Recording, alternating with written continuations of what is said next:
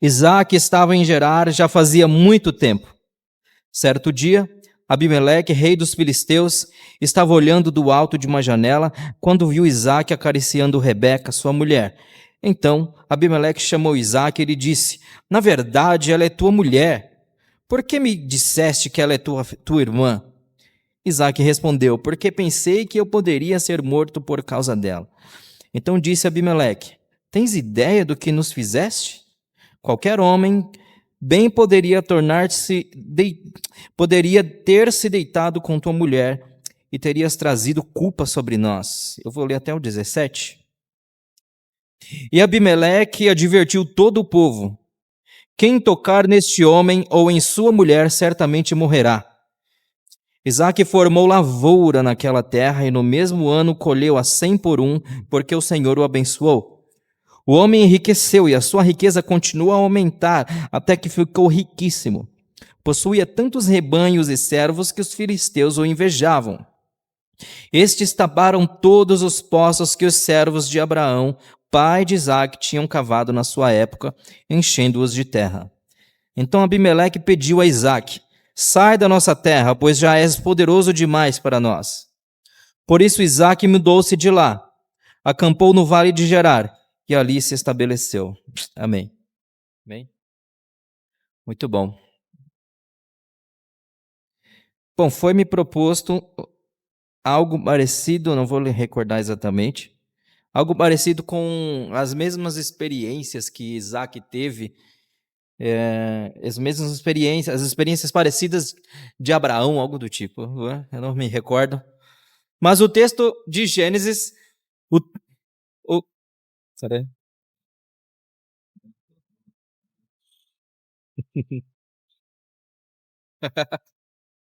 O texto inicia dizendo o seguinte: houve fome naquela terra, como tinha acontecido no tempo de Abraão.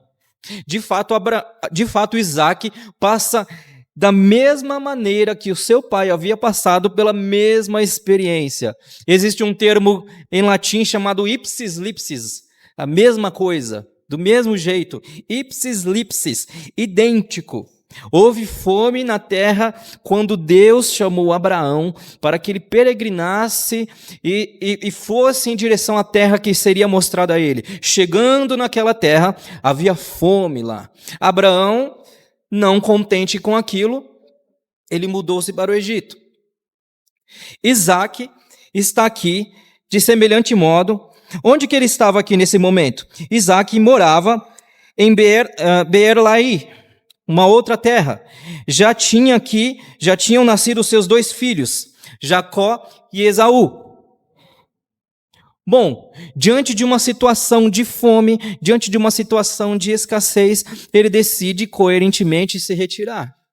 Porque nada mais coerente do que querer cuidar da sua família, nada mais coerente do que querer proteger o seu lar, nada mais coerente do que querer amparar e sustentar a sua casa, nada mais coerente e bíblico, nada mais coerente e bíblico do que posicionar-se diante de uma situação, diante de uma demanda que se apresenta a você com tamanho desafio.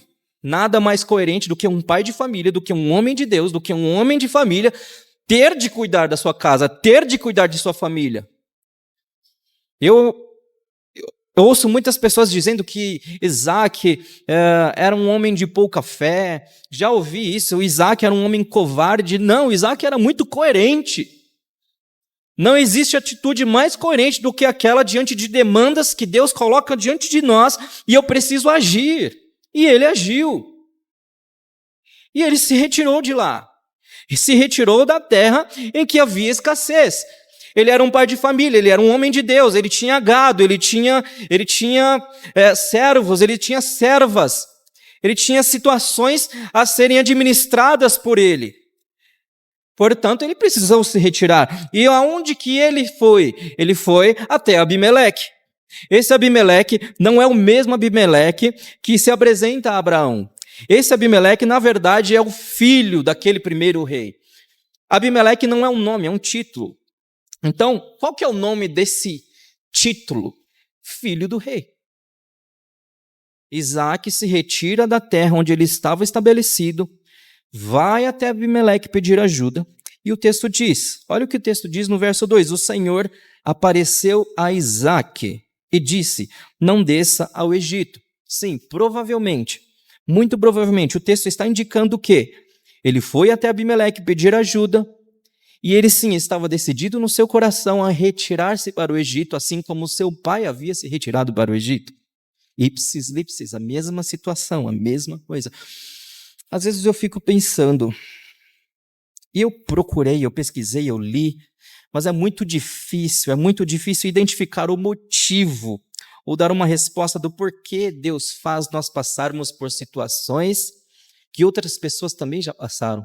Eu não encontrei respostas. Eu li, reli, visitei, revisitei textos. Ninguém fala sobre isso. Mas parece-me muito com o que Eclesiastes nos diz, que não existe nada novo debaixo dos céus. Eu penso também que um dos motivos pelo qual Deus nos leva a experimentarmos, a passarmos por experiências que outras pessoas também já enfrentaram, sobretudo os nossos pais, sobretudo os que vieram antes de nós, é para que nós olhemos para eles com compaixão, com misericórdia e compreendamos a sua trajetória de vida também. Porque é muito comum nós nos posicionarmos diante daqueles que nos antecederam, diante daqueles que vieram antes de nós, dos nossos pais, dos nossos avós, dos nossos parentes mais antigos, nós nos posicionamos diante deles como se eles tivessem uma obrigação, um dever e uma responsabilidade de ser melhor do que aquilo que nós esperamos que eles sejam. Nós não permitimos que essas pessoas que nos antecederam errem. Nós não permitimos que os nossos pais cometam erros. Nós não permitimos que as pessoas que nos antecederam falhem. E Deus levando Isaque a esta mesma situação, a este mesmo contexto, eu não vi em nenhum lugar, não vi ninguém falando, mas tudo me leva a crer que Deus está fazendo Isaque aprender com a experiência do pai dele, e para que ele aprenda que ele precisa olhar com misericórdia e com compaixão para aqueles que o antecedem. Tem uma música de um grupo nacional, de rock nacional. Essa música mexe bastante comigo porque ela é impressionante. A situação é que é um pai cuidando de uma família simples e humilde numa lavoura, provavelmente numa fazenda. E esse pai está no leito de morte. E o filho mais velho está diante do pai. E esse pai começa a instruir o filho quais são as próximas situações que ele vai ter de lidar, quais serão as próximas experiências que ele vai enfrentar. E o refrão dessa música é incrível. Diz assim: agora é só você. E não vai adiantar, chorar vai me fazer sofrer. E disse: a vida é para valer. Eu fiz o meu melhor e o seu destino eu sei de cor. Esse pai está falando para o filho que a vida dele vai se repetir. Assim como ele viu o pai dele sofrendo na lavoura, suando na lavoura, deixando os estudos de lado, sofrendo com a família, se esforçando e se empenhando para proteger o seu lar, iria acontecer com ele. Portanto, eu não consigo compreender na sua plenitude do porquê Deus nos leva a essas situações. Do porquê Deus nos leva a passar por situações que outros também já passaram. Bom, eu imagino que seja de fato para amolecer o nosso coração, para quebrantar o nosso coração, para nos fazer mais humildes, para nos fazer mais compreensivos, para nos fazer mais mansos, para nos fazer mais humanos. O Senhor apareceu a Isaque e disse: não desça ao Egito. Portanto, ele estava com a intenção de ir para o Egito, porque a terra do Egito era uma terra que próspera, por conta do rio Nilo que havia ali. Então haviam as plantações e a seca e a fome não alcançava aquela terra. Então nada mais também coerente do que ir para um lugar do qual ele seria provido, do qual ele poderia continuar cuidando do seu gado, cuidando das suas posses, cuidando da sua família. Porém Deus fala para ele, não vai para lá. E é intrigante, procure estabelecer-se na terra que eu lhe indicar. Então Deus está falando para Isaac, Isaac, você vai peregrinar por aqui, não vai para o Egito, fique aqui. Por quê? Olha a resposta, permaneça nesta terra, verso 3, mais um pouco, e estarei com você, e o abençoarei, porque a você e a seus descendentes darei todas estas terras, e confirmarei o juramento que fiz a seu pai Abraão. No verso 6, conclui-se assim, assim Isaac ficou em Gerar. Olha que intrigante. Deus falou para que ele permanecesse em uma terra que havia escassez. Deus falou para que ele permanecesse em um lugar que aparentemente, humanamente, a olhos nus, não haveria como ele proteger e cuidar da sua casa e de administrar todas as suas posses. Deus mandou que ele ficasse ali, que ele permanecesse ali, que ele peregrinasse por aquelas terras. E o texto diz que ele obedeceu ao Senhor. O texto diz que ele deu atenção à voz do Senhor. Porém, assim como Abraão agiu, Isaac também agiu. Olha o que diz o verso 7. Quando os homens do lugar lhe perguntaram sobre a sua mulher, ele disse, ela é minha irmã. Teve medo de dizer que era sua mulher, pois pensou, os homens deste lugar podem matar-me por causa de Rebeca, por ser ela tão bonita. Então, de fato, Isaac, sendo irmão, como ele disse que era irmão, mas não era, era esposo dela, aqueles homens poderiam pegar aquela mulher, casar-se com ela, pegá-la à força, enfim. Porque se eles descobrissem que Isaac era esposo dela, eles poderiam simplesmente matar Isaac. De fato, eles poderiam fazer isso. Eles poderiam matar Isaac porque havia uma lei, a lei de Nuzi, dizendo que a mulher viúva poderia se casar novamente. Então eles poderiam matar Isaac. O texto então vem dizendo que Isaac decidiu mentir assim como seu pai Abraão. Olha que intrigante isso.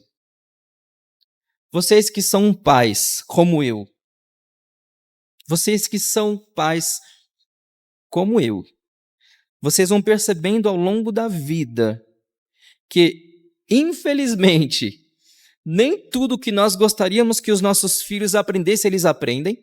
E nem tudo que nós gostaríamos que eles... E as coisas que nós não gostamos que eles aprendam, eles aprendem.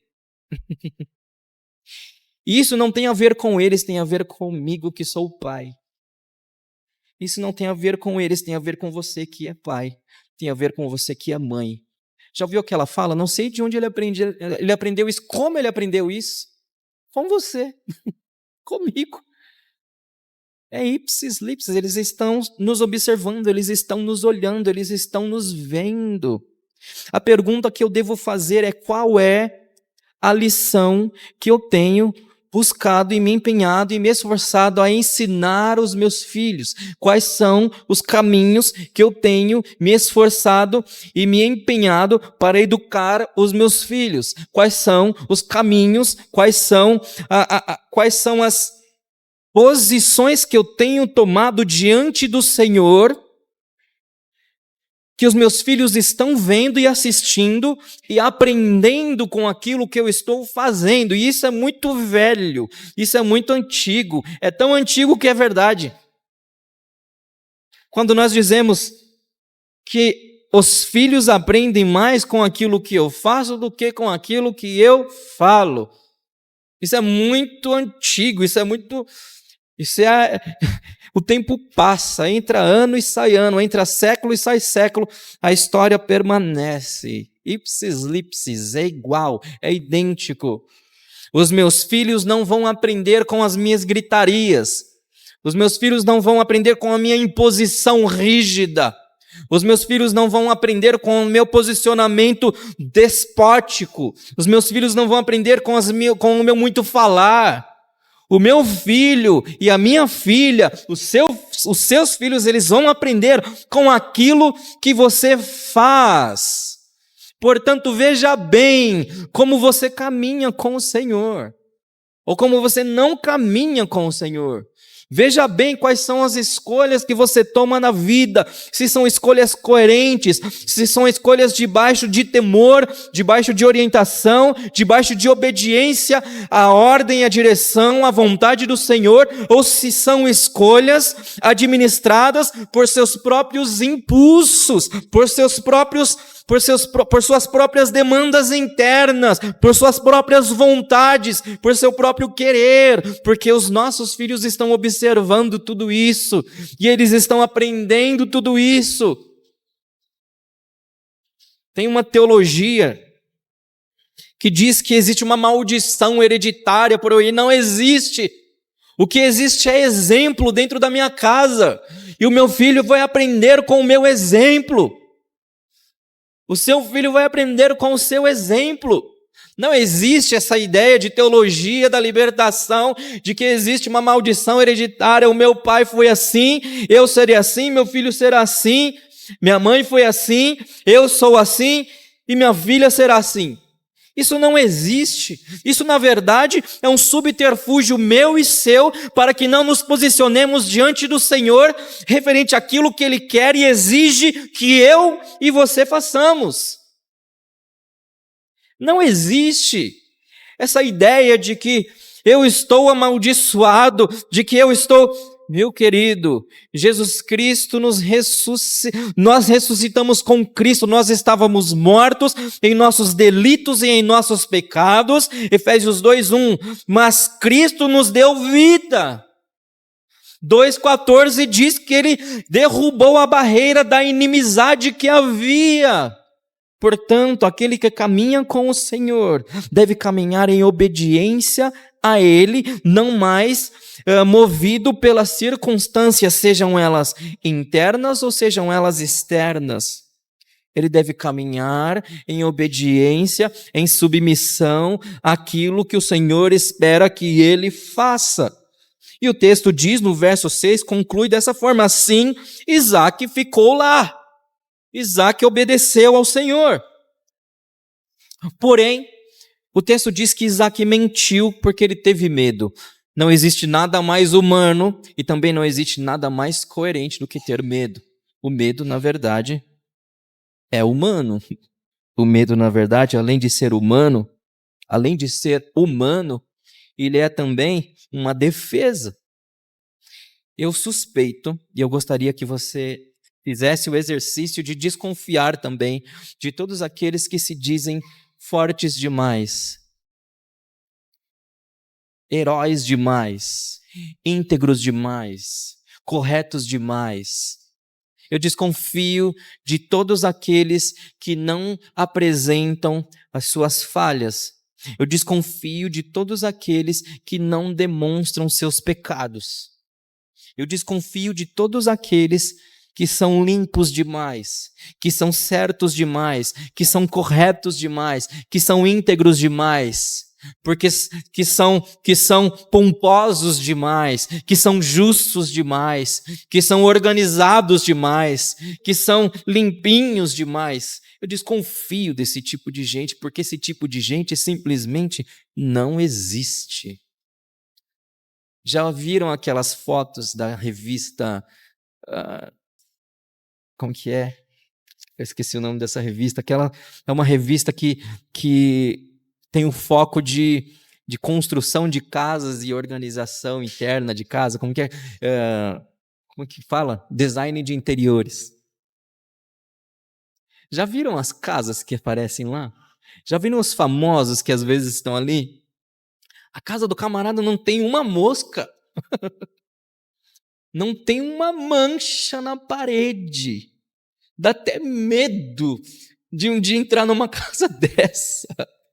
Parece-me aquele tipo de propaganda da margarina Qualy. Todo mundo é bonito, sorridente, tem um cachorro lindo com o pelo mais bonito que o meu cabelo. É mais caro o cachorro você tem mais gasto com o cachorro do que tem com as minhas roupas, e está todo mundo feliz, sorridente, alegre. De fato, nós acabamos acreditando nisso, mas isso não existe. Então o texto diz que Isaac teve medo, e tudo bem ter medo. A questão é o que você faz com o seu medo. Não tem problema ter medo. Ou vocês acham que Jesus não teve medo quando caminhava em direção ao Gólgota? Ou vocês acham que Jesus não teve medo quando caminhava em direção ao Getsemane? Jesus teve muito medo. Jesus era homem perfeito. Compartilha das mesmas...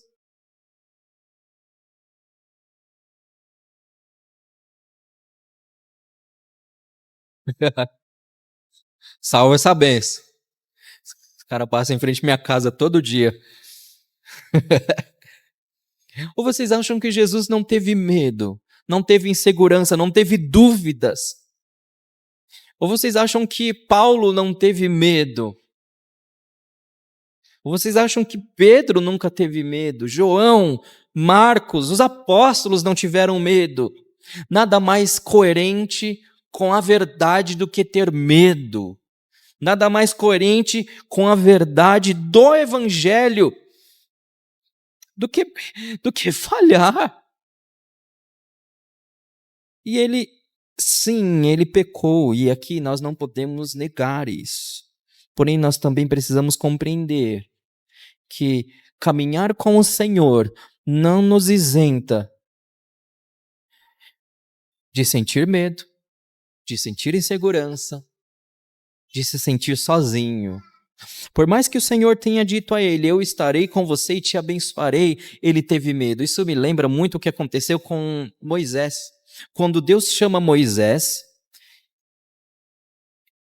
Deus mostra vários sinais para ele, quando ele está lá no Monte Sinai, olha, volta ao Egito, que eu vou trazer o meu povo para cá. Ele, não, eu não posso ir, eles não vão acreditar em mim. E o Senhor fala, eu vou com você, eu estarei com você. Ele falou, não posso ir, eu não vou, eu sou pesado de língua. E o Senhor falou, não, eu estou com você, eu fiz a boca, Moisés, eu estarei com você, eu falarei através de você. Não vou. Ele, Moisés, olha, pega esse cajado que está na sua mão e joga no chão. Aquele cajado se torna uma serpente. Pega a sua mão, coloca dentro da sua roupa. Aquela mão que ele colocou dentro da roupa dele ficou leprosa. E ainda assim ele fala, eu não vou.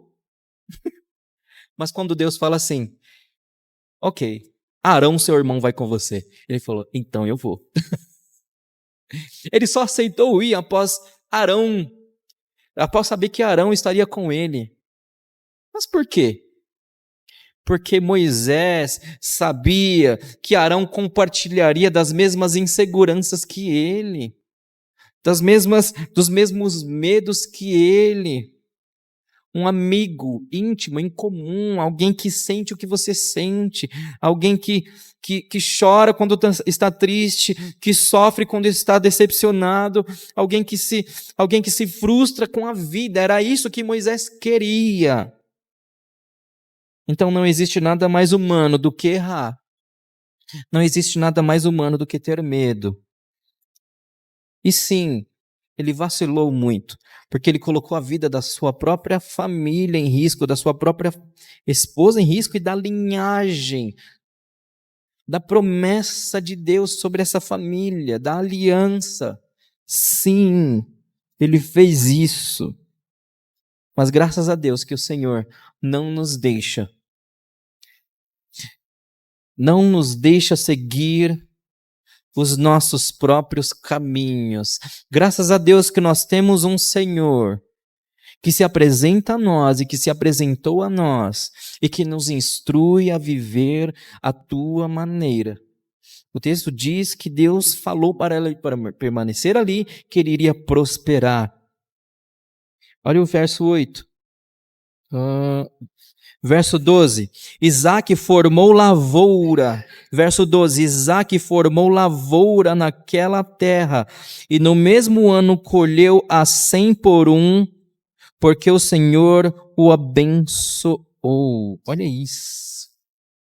Deus fez Isaac prosperar em uma terra escassa, em uma terra árida, em uma terra morta. Deus fez Isaac prosperar em um lugar improvável.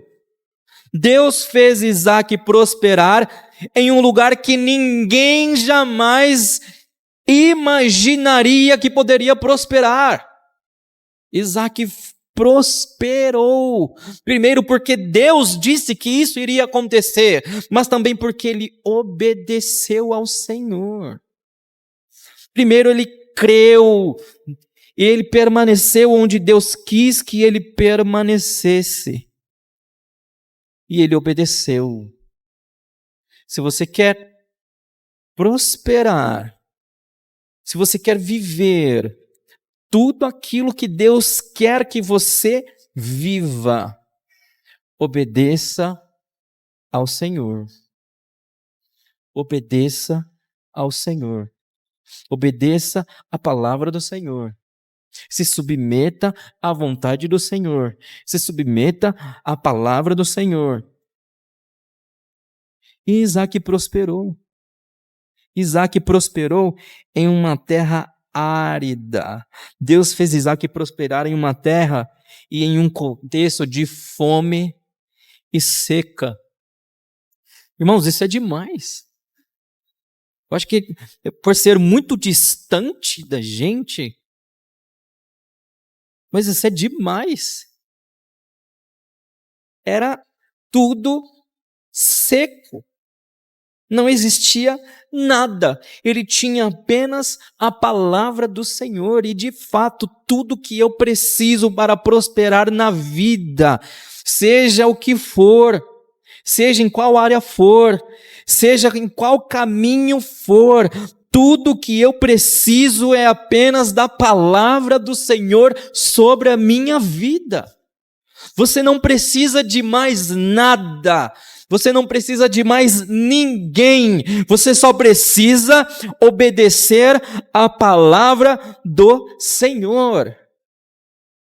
E obedecer, obviamente, que entrará em conflito com a realidade dos fatos. Senhor, mas olha esse lugar, olha esse país, olha essa cidade, olha esse bairro, olha esse município, olha essa rua, olha essa família, olha isso. Você só tem que obedecer à palavra do Senhor.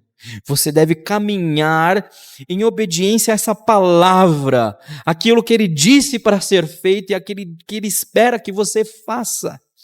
Simples. Eu não sei por que nós lutamos e resistimos tanto àquilo que Deus nos fala. Eu não sei como e por que nós somos tão resistentes a Deus, que tudo vê, que tudo conhece, que tudo sabe. Nós nos posicionamos contrários, resistentes àquilo que Ele disse que quer fazer, aquilo que Ele disse que vai fazer.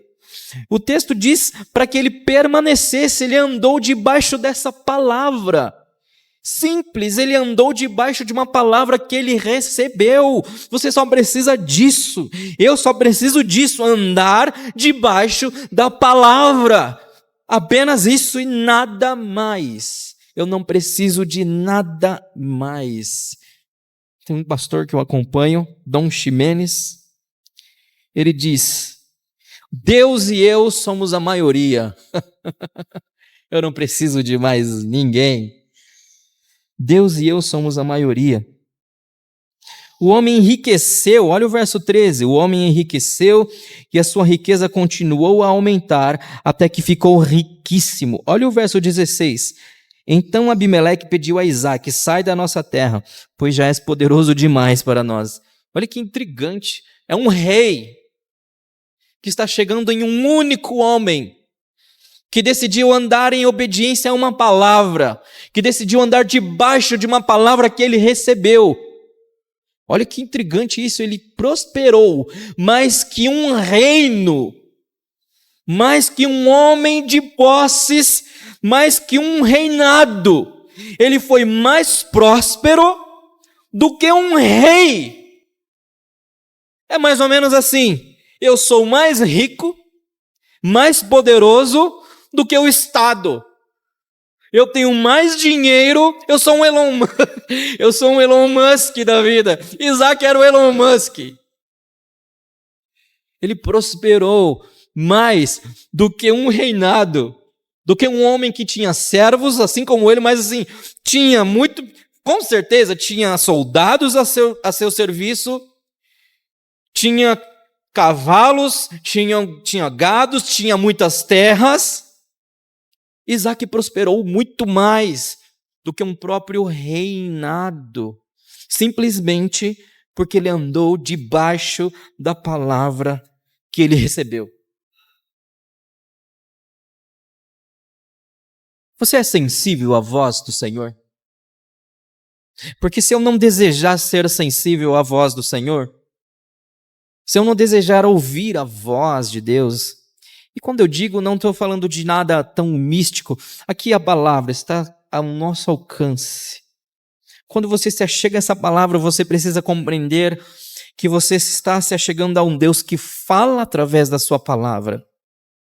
Eu preciso ser sensível à sua voz. Eu preciso ser sensível à tua palavra e andar segundo a sua palavra. Eu preciso ser sensível às orientações e direções que Ele me dá. Do contrário, a vida vai passar e eu não vou perceber o que está acontecendo e eu não vou perceber o que eu deveria estar fazendo. Por isso, Isaac mudou-se de lá, acampou no vale de Gerar e ali se estabeleceu. Não vou continuar o texto, mas acredito que esse texto queira nos ensinar algumas lições importantes. A primeira é: eu devo andar debaixo da palavra do Senhor. Andar em obediência a essa palavra. E as minhas decisões, as minhas tomadas de decisões, as minhas peregrinações devem ser coerentes com essa palavra que eu estou sendo orientado. A sua vida tem que andar em concordância com a palavra da qual Deus te tem orientado. Isso é o primeiro princípio. Eu nunca na vida preguei sobre bênção. Nunca. Deu dificuldade. Mas o que eu posso te dizer é, se você quiser ser de fato abençoado, se você quiser de fato prosperar, se você quiser de fato crescer onde ninguém mais cresce, você só precisa de uma coisa. Na verdade, você precisa só de uma postura, de uma posição. Inclinar o seu coração à palavra do Senhor, discernir essa palavra, crer nessa palavra, agarrar-se a essa palavra com todas as suas forças e convicções e decidir segundo essas orientações que você recebe. Somente isso. E sim, onde ninguém consegue prosperar, você vai prosperar. É o que o texto nos diz. O texto está nos dizendo que ele prosperou mais do que um próprio rei, que tinha um reinado, que tinha um exército a seu favor. Sim, é possível prosperar em uma terra árida, em uma terra pobre, em uma terra estéril, em um contexto político caótico, em um contexto político duvidoso. É possível prosperar, é possível crescer, é possível ter mais, é possível avançar, ir além, se eu somente, tão somente, obedecer a palavra que me foi dada. É apenas isso. Não tenho mais o que dizer. O texto diz que Abimeleque foi gracioso com Isaac após ter descoberto que ele estava mentindo. E como eu disse a princípio, Abimeleque significa filho do rei. Nós também temos um filho a quem podemos nos achegar. E é esse filho que passou pela aridez da vida, pela escassez da vida, pela indiferença humana, pelo sofrimento humano, pelas humilhações humanas, pela rejeição humana, para que hoje eu tivesse acesso ao Senhor. É Jesus. Eu devo caminhar da mesma maneira que Jesus caminhou. A minha meta e a sua meta é a de buscar ser tão parecido com o Senhor Jesus, a ponto de ser confundido com Ele.